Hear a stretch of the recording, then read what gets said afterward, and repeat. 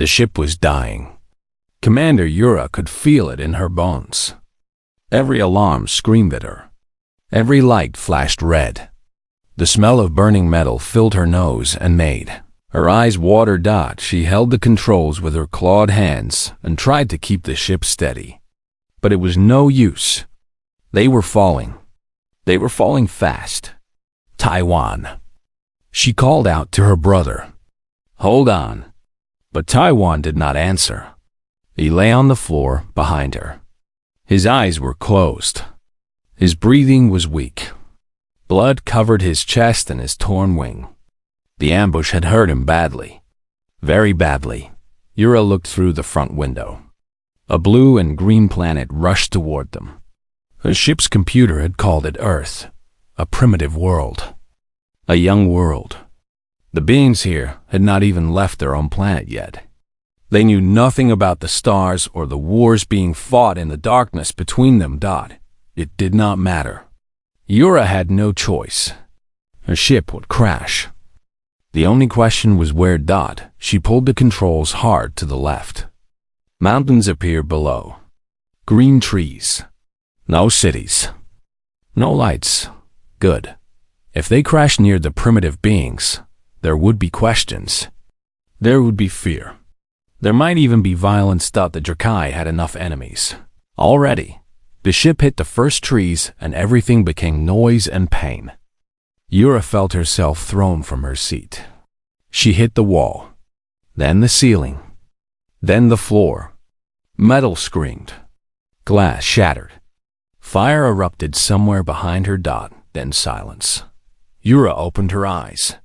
She was lying in broken pieces of her own ship. Her scales were cracked in several places.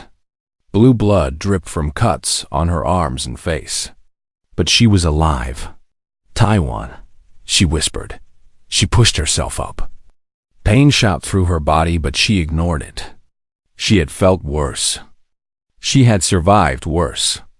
The Void Swarm had taken her homeworld. They had killed her parents. They had destroyed everything she had ever known. A crash was nothing. She found her brother under a fallen panel.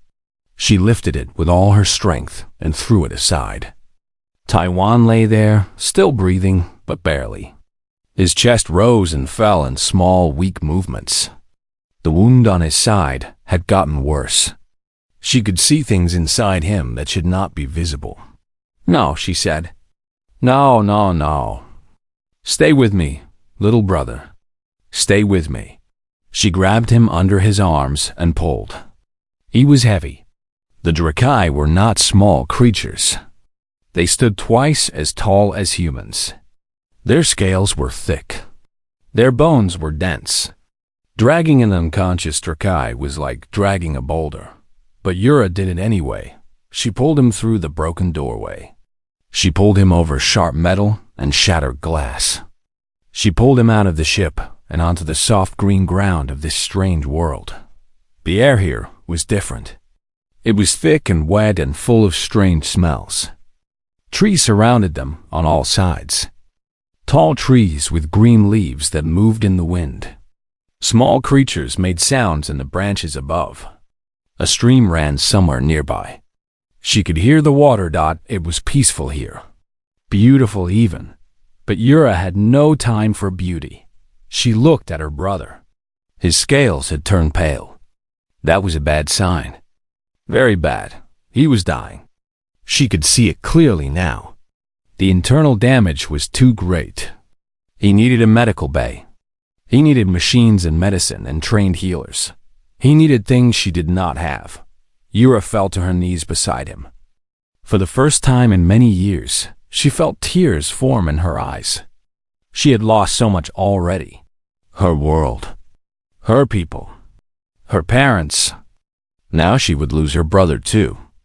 The last member of her family. The last person in the universe who truly knew her. I am sorry, she whispered to him. I am so sorry. I could not protect you. Taiwan did not respond. His breathing grew weaker. Yura raised her face to the sky and screamed. It was a sound of pure pain and anger and loss. Birds flew from the trees in fear. Animals ran away through the bushes. Her scream echoed off the mountains and faded into nothing. Then she heard something. Footsteps. Coming closer. Something was approaching through the trees. Yura stood immediately. Pain meant nothing now. Grief meant nothing. Something was coming and she would face it. If it was an enemy, she would fight. If it was a predator, she would kill it. She was a commander of the Drakai fleet. She had fought the Void Swarm itself. She would not die on this primitive world without a battle. She raised her hand. Energy gathered at her fingertips. Blue light crackled between her claws. It was not much. She was too weak for a proper attack, but it would be enough to kill whatever came through those trees. Figure stepped into view. It was a human. Yura had seen pictures of them in the galactic databases. Small creatures, soft, no scales, no claws, no natural weapons of any kind. They walked on two legs and had 2 arms and hair on their heads. This one was male. He wore simple clothes and carried no weapons. He had dark hair and dark eyes and a face that showed no fear. That surprised her. Every species that saw the Drakai for the first time showed fear. They were large. They had scales and claws and teeth. They looked like the dragons from human legends. Humans should be terrified, but this one was not. He stood at the edge of the clearing and looked at her. Then he looked at Taiwan lying on the ground. Then he looked at her again. "Stay back," Yura said in his language. The translation chip in her brain worked automatically. "Come closer and I will kill you. I am not bluffing. I have killed many beings larger and stronger than you." The human did not move. He just looked at her with those strange dark eyes. "Your companion is dying," he said. His voice was calm, quiet. "Internal bleeding. Organ damage. You have maybe an hour. Probably less." Yura stared at him. "How could you possibly know that?" The human took a small step forward. He moved slowly, like someone approaching a wounded animal. "Because I can see it," he said. "I can see everything that is wrong with him. And I can fix it. If you let me." Yura did not lower her hand. The energy still crackled at her fingertips. This could be a trick. This could be a trap. Humans were primitive, but that did not mean they were stupid. A Taiwan was dying, and she had no other choice. "If you hurt him," she said, "I will burn you to ashes. Do you understand?" The human nodded. "I understand." He walked past her and knelt beside her brother. And in that moment, Yura saw something change in his eyes. They seemed to glow. Just for a second. A faint silver light that appeared and vanished so fast she thought she had imagined it. "Help me carry him," the human said. "My cabin is not far." And so the dragon followed the human into the forest, carrying her dying brother between them, hoping that this strange creature from a primitive world could somehow do the impossible. She did not know his name. Yet she did not know what he really was, but she would learn. They all would. The human's name was Dohwan. He told Yura this as they carried Taiwan through the forest. He did not say much else. He saved his breath for the work of moving her heavy brother through the trees. Yura watched him carefully as they walked. He was not a large human, not a strong one either, by the look of him, but he moved with purpose. He knew these woods. He knew every rock and root and turn in the path. He had lived here for a long time. "Why do you live alone in the mountains?" Yura asked him. "Why do you ask questions instead of focusing on your brother?" Dohan replied. Yura said nothing more. The cabin appeared after 10 minutes of walking. It was small and made of wood. Smoke came from a chimney on the roof. A garden grew beside it. Simple vegetables. Simple life. Dowan kicked open the door, and they carried Taiwan inside. The cabin had one main room with a bed in the corner, a kitchen area, and many shelves filled with books and strange instruments. Medical tools, Yura realized.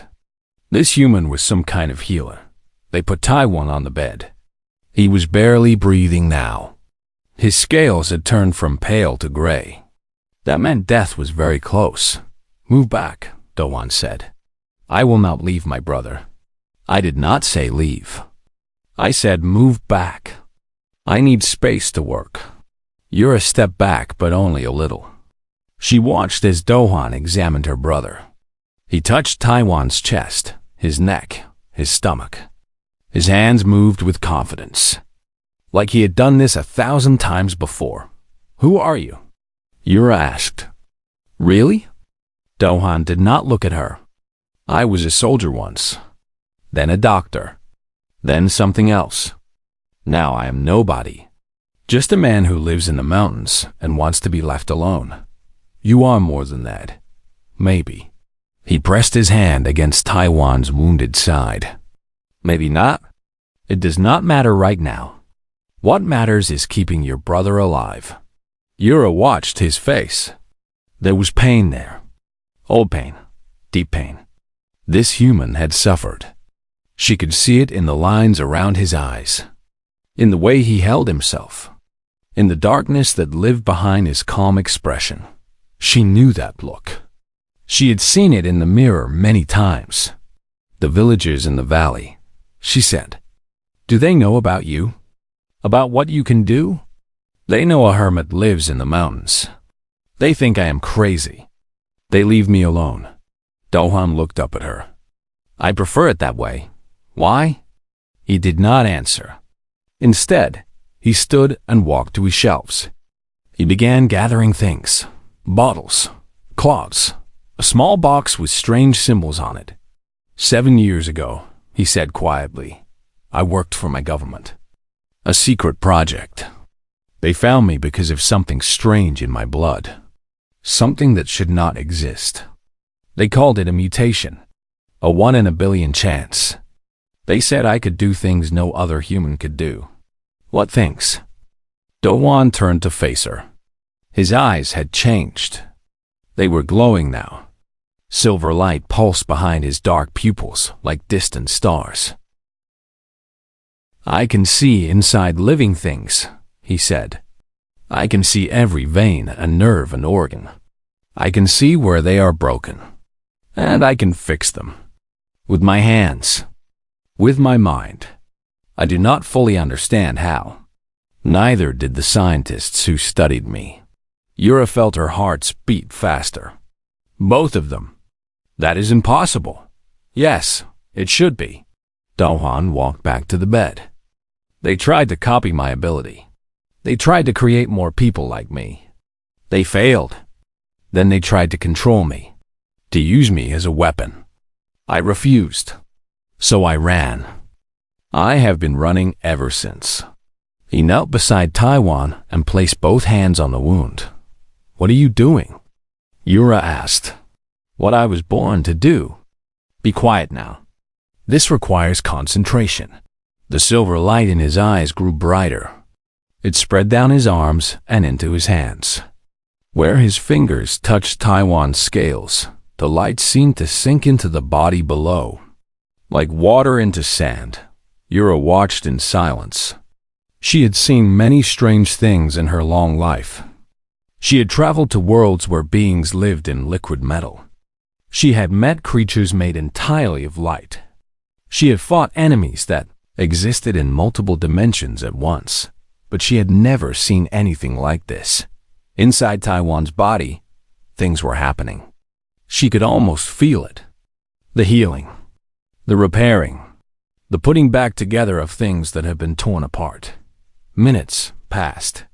Doan's face grew wet with sweat. Blood began to drip from his nose. His hands trembled. But he did not stop. He kept pushing that silver light into her brother's body. You are hurting yourself, Yura said. Yes. Stop. Rest. Continue later. If I stop now, he dies. Dohan's voice was strained, weak. I am almost done. Be quiet. Yura wanted to argue, but she saw the truth in his words. Taiwan's scales were changing color again, from gray to pale to their normal deep blue. His breathing was growing stronger. His chest was rising and falling in steady rhythms. It was working. The impossible was happening right in front of her eyes. Finally, after what felt like hours, Doan pulled his hands away. He fell backward and hit the wall. He sat there, breathing hard, blood still dripping from his nose. Yura rushed to her brother. She touched his face, his neck, his wounded side. The wound was closed. Not healed completely, but closed. Stable. Safe? Taiwan? She whispered. Can you hear me? His eyes moved beneath his closed lids. He was sleeping. Real sleep. Not the sleep of the dying. He would live.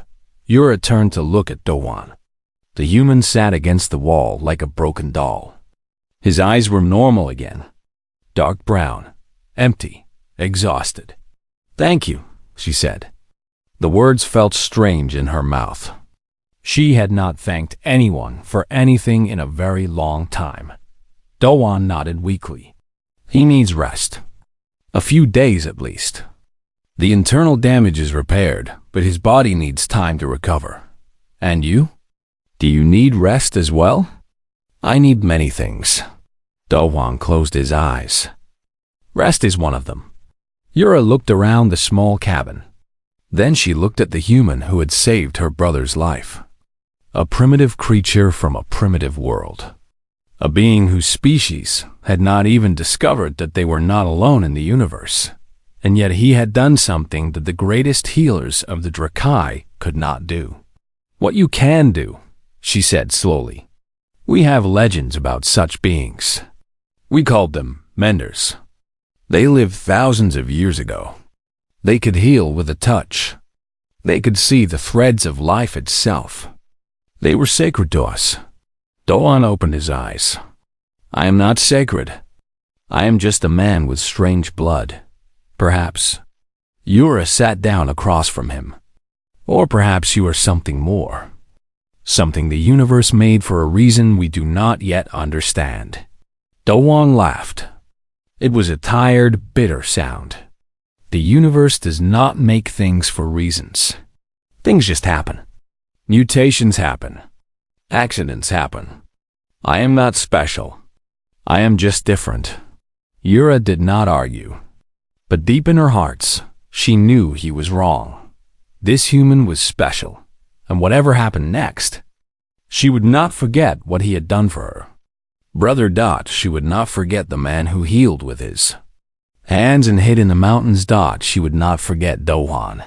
3 days passed in the small cabin on the mountain. 3 days of waiting. 3 days of watching. 3 days of learning. Yura learned many things about the human called Doan. She learned that he woke before the sun and went to sleep after the stars appeared. She learned that he grew his own food and caught fish from the stream nearby. She learned that he read books every night, old books with yellow pages and words she could not understand. She learned that he was kind, not in a loud way, not in a way that asked for thanks. He was kind in quiet ways. He brought her food without being asked. He gave her blankets when the nights grew cold. He checked on Taiwan every few hours, even though it made him tired. She learned that he was lonely. So very lonely. She could see it in the way he looked at the mountain sometimes, in the way he paused when she asked about his past, in the long silences that filled the cabin when neither of them spoke. On the 3rd day, Taiwan opened his eyes. Yura was sitting beside the bed when it happened. She had been telling her brother stories. Stories from their childhood. Stories about their parents. Stories about the world they had lost. She did not know if he could hear her, but she talked anyway. It made her feel less alone. Then his eyes opened. Golden eyes just like hers. Confused at first, then scared, then relieved when he saw her face. Yura? His voice was weak and rough. "Where are we? What happened?" "We crashed," she said. Tears ran down her scaled face. She did not try to stop them. "We crashed on a primitive planet. A human found us. He saved you. A human?" Taiwan tried to sit up and failed. "That is not possible. Humans do not have the technology to heal Drakai." He did not use technology. Yura helped him sit up slowly, carefully. He used something else. Something I do not fully understand. He is special, Taiwan. More special than he knows. Taiwan looked around the cabin. His eyes found Dohwan standing in the corner, watching quietly. The human looked smaller next to the two Drakai, weaker, more fragile. But Taiwan had been a soldier for many years. He knew that size meant nothing. Power meant nothing. What mattered was what a being could do when it mattered most. "You saved my life," Taiwan said to the human. Dohwan nodded. "Yes. Why? You do not know us. We are aliens. Monsters from your nightmares. Why would you help us?" Dohwan was quiet for a long moment. Then he said, "Because you were dying. Because I could help. That is reason enough." Taiwan stared at him. Then he laughed. It was a weak laugh, but real. "You are a strange creature, human. A very strange creature, so I have been told." Yura helped her brother drink some water. Then she told him everything. The crash. The forest. Dohwan's cabin. The impossible healing. The glowing eyes. The blood from the nose. All of it. Taiwan listened without speaking. When she finished, he looked at Dohwan with new eyes. "Among our people," he said, "there were once beings called menders. They could do what you did. They could heal the sick, repair the broken, save the dying. They were honored above all others. When the last mender died, 10,000 years ago, we mourned for 100 years. Yura told me about them," Dohwan said. "I am not one of them. I am just a human with a strange ability, perhaps." Taiwan lay back against the pillows. Or perhaps the universe has a sense of humor. The most primitive species we have ever found, and one of you carries the gift we thought lost forever. Dohwan did not respond. He turned and walked outside. The door closed behind him. Yura looked at her brother. Was that wrong to say? I do not know. Taiwan closed his eyes. But it is true. Whatever he is, however he got this gift, it changes everything. What do you mean? Think, sister. The Void Swarm has destroyed 1,000 worlds, killed billions of beings. Our healers cannot keep up with the wounded. Our medical bays are always full. And here, on this forgotten planet, we find a being who can heal with his hands. He opened his eyes and looked at her. Do you understand what that means? Yura understood. She understood very well. She found Dohwan sitting by the stream. He was staring at the water. His face was calm, but his eyes were not. They were filled with thoughts. Heavy thoughts. She sat down beside him. The grass was soft and wet. The water made pleasant sounds as it flowed over the rocks. I know what you are thinking, Dohwan said, without looking at her. You are thinking that I could help your people, that I could heal your wounded, that I could make a difference in your war. Yes, Yura admitted. I am thinking that. I cannot. Why not? Dohwan picked up a small stone and threw it into the water. Because I am tired. Because I spent 6 years being used by people who wanted my power. They made me heal soldiers so they could fight again. They made me keep dying men alive so they could be questioned. They made me do terrible things in the name of helping. We would not do that. We would. You would do exactly that. Dohwan finally looked at her. His eyes were sad. So sad. You are at war. Your people are dying. Of course you would use me. You would have to. That is what war does. It takes good intentions and turns them into weapons. Yura wanted to argue, but she could not. He was right. If she brought him to her commanders, they would use him. They would drain him dry. They would turn him into a tool. Then what will you do? She asked. Hide here forever? Let your gift go to waste while others suffer? My gift is mine to waste. Dowan stood up. I did not ask for it. I do not want it. All it has ever brought me is pain. He walked back toward the cabin. Yura watched him go. She sat by the stream for a long time, thinking. The water flowed past her. The sun moved across the sky.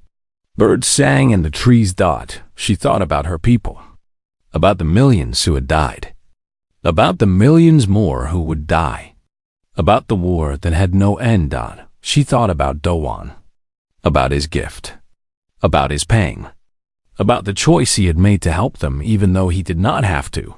He was not wrong. War did turn good things into weapons. She had seen it happen. She had done it herself. But he was not completely right either. Sometimes good things stayed good. Sometimes kindness survived. Sometimes the choice to help was just that. A choice, made freely, without being forced. She stood up and walked back to the cabin. Dowan was inside, making food.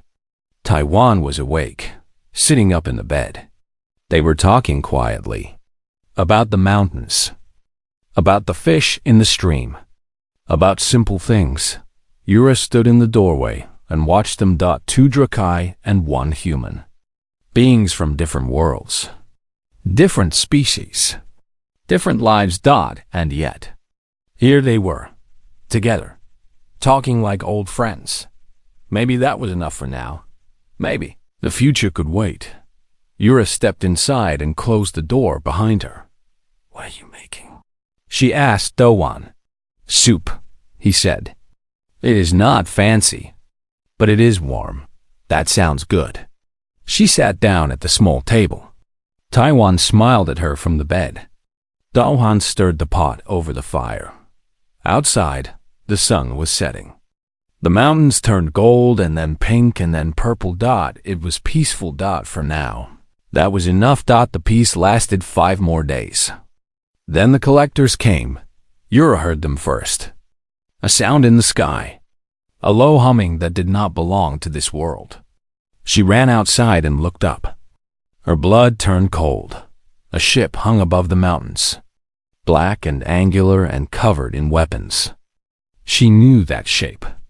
She had seen it before. Many times. Always before death. Taiwan! She shouted. They found us. Her brother limped out of the cabin.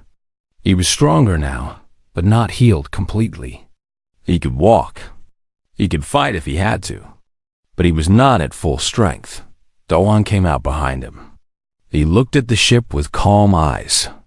Friends of yours? No, Yura said. Enemies, collectors. They capture rare species and sell them to wealthy buyers across the galaxy. They must have tracked our crash. How much are you worth? Alive? Alive? A lot dead? Nothing. Yura watched the ship descend toward a clearing below the cabin. They will try to take us.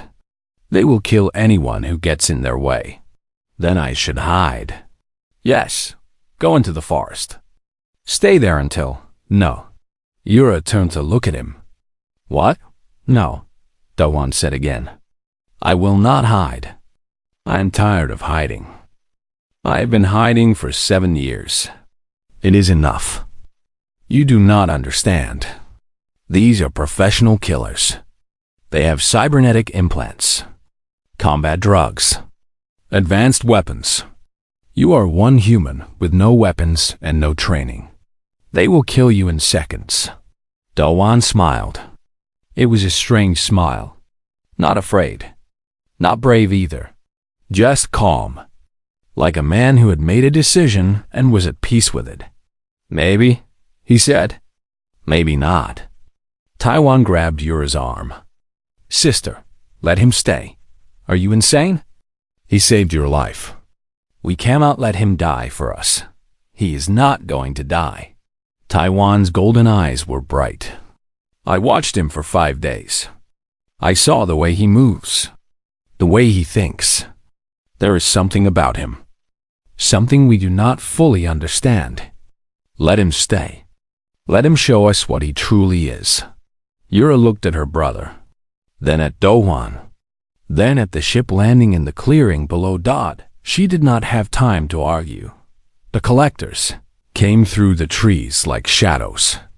12 of them, all different species, all armed, all deadly. Their leader walked at the front. He was a Corvan, 4 arms, mechanical eyes that glowed red in the dim light. Scars covered his gray skin. He smiled when he saw the 2 Drakai. Commander Yura, he said, and Lieutenant Taiwan, 2 survivors of the Ember's Fall. Do you know how much the Syndicate is paying for a live Drakai these days? Enough to buy a small moon. Yura raised her hand. Energy crackled at her fingertips. Come closer and find out how much they pay for dead collectors. The Corvan laughed. You are weak. I can see it. The crash hurt you. The healing took what strength you had left. You could not kill one of us, let alone 12. He was right. Yura hated that he was right. The Corvan's eyes moved to Doan. And what is this? A human? On this primitive rock? How interesting. He tilted his head. Kill it. Humans are worth nothing. 3 collectors raised their weapons. Doan stepped forward. Wait, he said. His voice was calm, quiet, like he was commenting on the weather. Before you shoot me, I want to tell you something. The Corvan raised his hand. The collectors paused. Speak then, primitive. I enjoy last words. Dawan looked at the Corvan. Then his eyes began to change. The silver light appeared. Slowly at first. Then brighter and brighter, until his eyes were glowing like small stars. You have 17 cybernetic implants, Dawan said. A cardiac regulator to keep your heart beating steady. A neural enhancer to speed up your thoughts. Adrenal boosters in your blood. Synthetic muscle fibers in your arms and legs. Combat reflex accelerators in your spine. Do you want me to continue? The Corvan stopped smiling.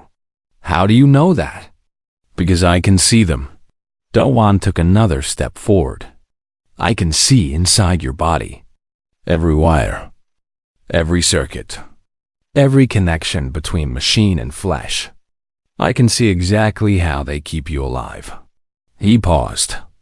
And I can see exactly how fragile they make you. The Corvan backed up. For the first time, fear appeared in his mechanical eyes. What are you? Dawan reached out and touched the Corvan's chest. Nothing seemed to happen. No flash of light. No sound. No explosion. Just a touch. Then the Corvan fell. He collapsed like a puppet with cut strings. His arms twitched. His legs kicked. His mouth opened and closed, but no words came out. The red light in his eyes flickered and died. He was alive. But barely. Every implant in his body had stopped working. All at once. Like someone had flipped a switch. Dawan turned to face the other collectors. His eyes were still glowing. Silver light pulsed down his arms and gathered at his fingertips. I have spent 7 years learning how to heal, he said. His voice was still calm. Still quiet. That means I understand how bodies work. Every system. Every connection. Every point where things can go wrong. He took another step forward. I can fix broken things. That is my gift. But everything I know about fixing things, I can use it to break them too. The collectors did not move. They stood frozen. Weapons raised. Fingers on triggers. But no one fired. They were afraid. 12 professional killers. Armed with the best weapons in the galaxy. enhanced with the best technology money could buy, and they were afraid of one human. Leave, Do-hwan said. Take your leader. Get on your ship. Fly away from this planet and never come back. If you do, I will find every implant in your bodies. I will find every enhancement, every modification, every piece of technology keeping you alive and making you strong. His voice dropped to a whisper, and I will turn them off, one by one. While you watch, silence. Then the collectors ran. They grabbed their fallen leader and dragged him back through the trees. They stumbled and tripped in their hurry to escape. Within minutes, they were gone. The ship rose into the sky and vanished into the clouds. Do-hwan stood alone in the clearing. The silver light in his eyes faded. He swayed on his feet. Yura caught him before he fell. You idiot, she said. You absolute idiot. You could have been killed. Do-hwan laughed weakly. But I was not. What you did to their leader. Can you really do that? Turn off implants? Break technology with a touch? I do not know. Do-hwan closed his eyes. I never tried before. I was not sure it would work. You threatened 12 armed killers with an ability you were not sure would work. Yes. Yura stared at him. Then she started laughing. She could not help it. The fear and the tension and the relief all came out in one long laugh that echoed off the mountains. One limped over to join them. He looked at Do-hwan with something close to wonder. You are terrifying, he said. Do you know that? A healer who can kill with a touch. A primitive human who can frighten the most dangerous beings in the galaxy. He shook his head. The universe has a very strange sense of humor. Do-hwan opened his eyes and looked up at the sky where the collector ship had disappeared. They will be back, he said. Not them, but others. Word will spread. They will tell people what they saw. What I did. Yes, Yura agreed. They will. I cannot stay here anymore, can I? Yura looked at her brother. Do-hwan nodded. No, she said softly. I do not think you can. Do-hwan was quiet for a long moment. Then he sighed. I really like this cabin, he said. Despite everything, Yura smiled. I know, she said. I am sorry. They helped him stand and walked back toward the cabin together. The sun was setting again. The mountains were turning gold. But this time, the peace felt different. This time, it felt like an ending and a beginning. 1 week later, the collector ship was ready to fly. Do-hwan had worked on it every day. He was an engineer before he was a soldier, and his hands remembered what to do. He replaced broken parts with materials from their own crashed ship. He rewired the damaged systems. He cleaned the blood from the control room and fixed the weapons that had been used to hunt them. Now it was their ship. Their escape. Yura stood at the edge of the mountain and looked down at the valley below. The village was there, small and quiet and unaware of everything that had happened above them. The people there would never know how close they had come to meeting beings from other worlds. They would never know about the war being fought in the stars above their heads. Maybe that was for the best. Are you ready? She turned. Do-hwan stood behind her. He had a small bag over his shoulder. Inside were the few things he was taking with him. Some books, some clothes, a photograph of people she did not know. I should be asking you that question, she said. Do-hwan shrugged. I have been ready for a while. I just did not know it. They walked together toward the ship. Do-hwan was inside, running final checks on the engines. The humming sound meant everything was working. They could leave whenever they wanted. Tell me about the galaxy, Do-hwan said. What am I going to see out there? Everything. Yura smiled. Worlds made of water. Worlds made of fire. Beings who live for 1,000 years and beings who live for a single day. beauty that will make you weep, horror that will make you scream, everything you can imagine and many things you cannot. And the war?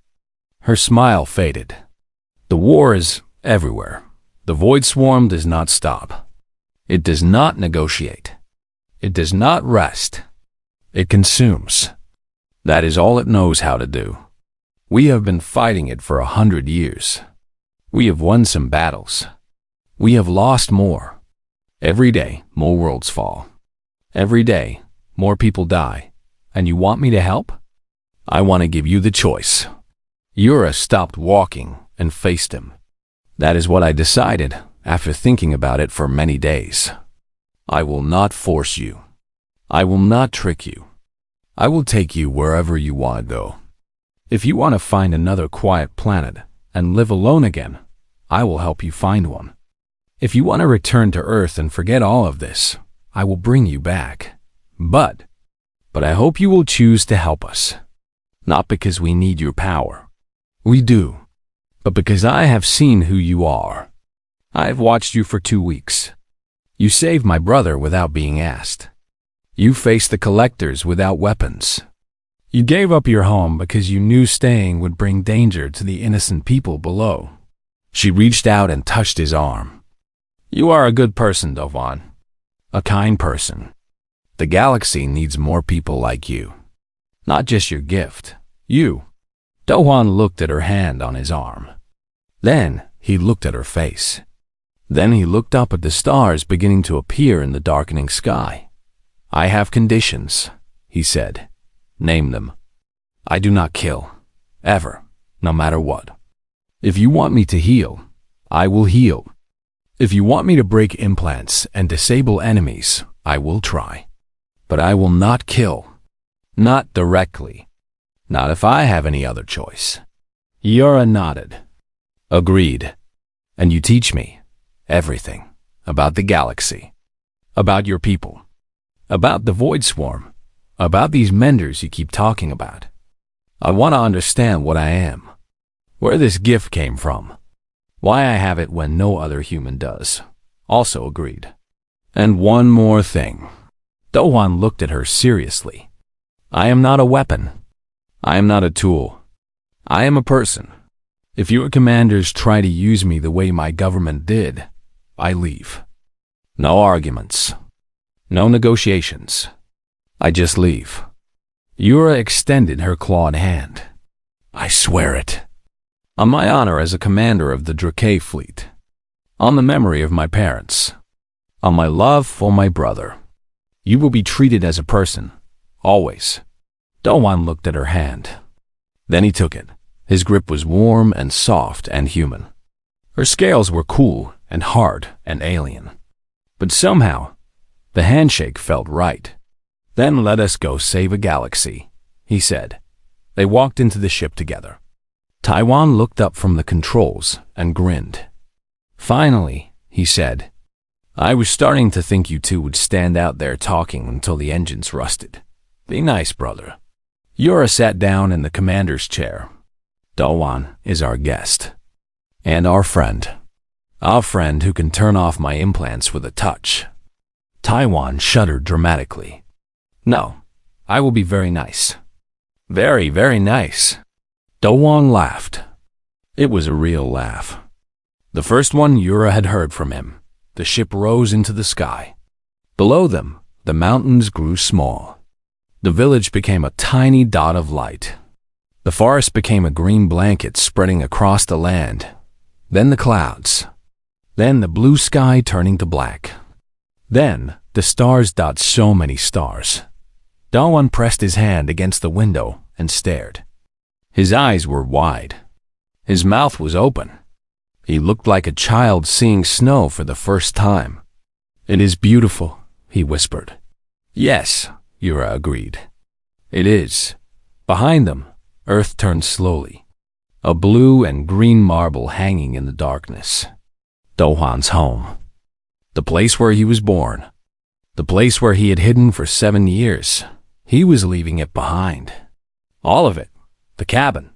The mountains. The stream where he had caught fish and thrown stones. The quiet life he had built for himself, he was leaving it for the unknown. For danger. For war. But also for something else. For purpose. For connection. For the chance to be more than a man hiding in the mountains. Where are we going?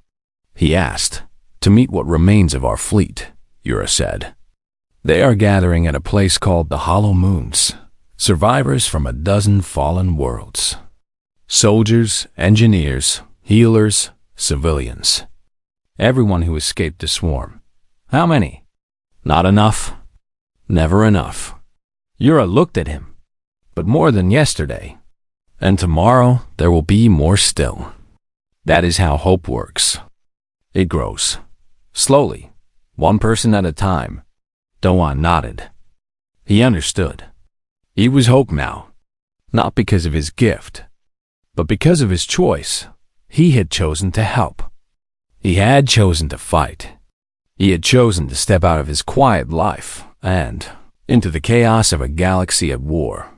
That choice meant something. The ship jumped to faster than light speed. The stars stretched into lines of white light. Then they were gone, traveling through the space between spaces, heading toward a future. None of them could see. Tae-1 started telling jokes. Bad ones. Yura groaned and threatened to throw him out the airlock. Doan laughed at both of them, and somewhere in the void between stars, the void swarm continued its endless hunger. It consumed worlds. It devoured fleets. It spread like a disease across the galaxy. It did not know about the small ship carrying 2 wounded dragons and 1 human. It did not know about the gift Doan carried in his blood. It did not know that something had changed, but it would. Learn. They all would. Because hope had found a new home in the most unlikely of places. Because kindness had survived when it should have died. Because 1 human had looked at 2 wounded aliens and chosen to help instead of hide. The dragons had found their mender, and the galaxy would never be the same. Far behind them, Earth continued its slow spin around its sun. The mountains stood silent and empty. The cabin where Doan had lived waited for an owner who would never return. But that was okay. Some stories need endings so new ones can begin. This was not an ending. This was just the start. The end.